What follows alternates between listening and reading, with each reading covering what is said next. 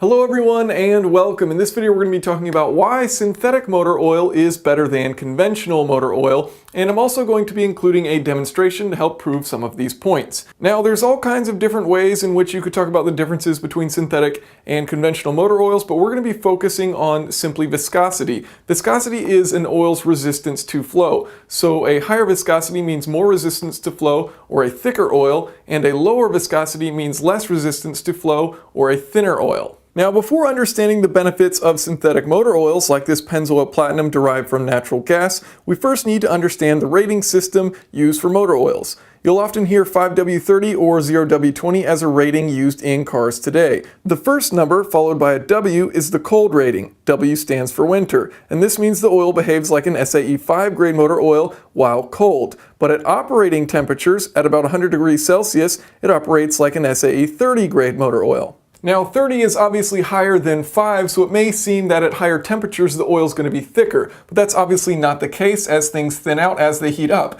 And so it's helpful to look at a plot of kind of what we're talking about here. So here we have viscosity, thicker at the top, thinner at the bottom. Here we have temperature, cold, around 0 degrees Celsius versus hot, around 100 degrees Celsius.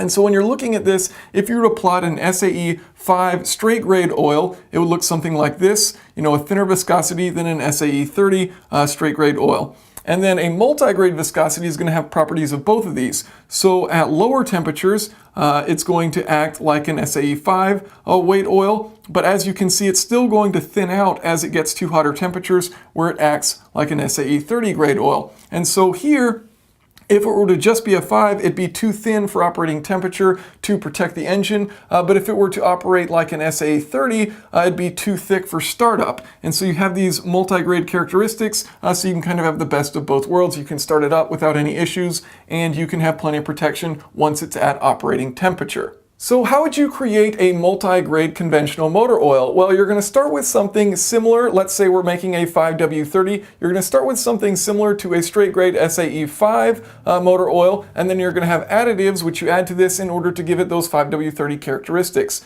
So you can add pour point depressants, and what these will do is lower the viscosity at low temperatures, and then you can add viscosity index improvers, and what these will do is increase the viscosity at high temperatures. And so kind of a way to think about how these viscosity index improvers work, you've got these polymers that are all balled up when they're cold, and so it's very easy for them to pass by one another, so you're going to have a low viscosity, and then as they heat up they expand out, and so they get tangled more easily, and so that increases the viscosity because it's less easy for them to pass by one another, so you thicken the oil at high temperatures. Now of course it's still thinner than what it will be at low temperatures, but that said, it still has a thick enough grade to it that it protects your engine at those higher temperatures.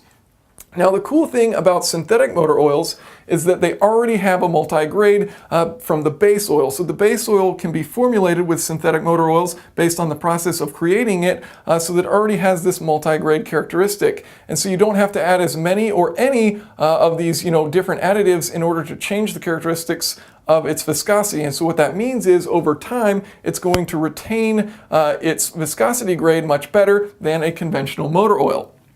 So looking at the oil change interval, here we have viscosity versus temperature, and this is at the beginning of your oil change interval, so you've just changed your oil, you've got brand new oil in your car. This is at the end, so once you need to change the oil at this point.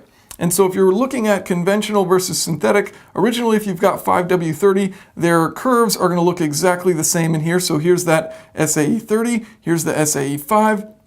And you've got that exact same curve for both conventional and synthetic. But as I mentioned, the base oil for synthetic is already that multi-grade, so over time it doesn't really break down as much. You are going to have deposits and things like that which are going to get in there and thicken the oil, but it's going to look very similar at the end of your oil change interval, versus your conventional is going to get thicker at low temperatures and it's going to get thinner at high temperatures because these additives have started to break down.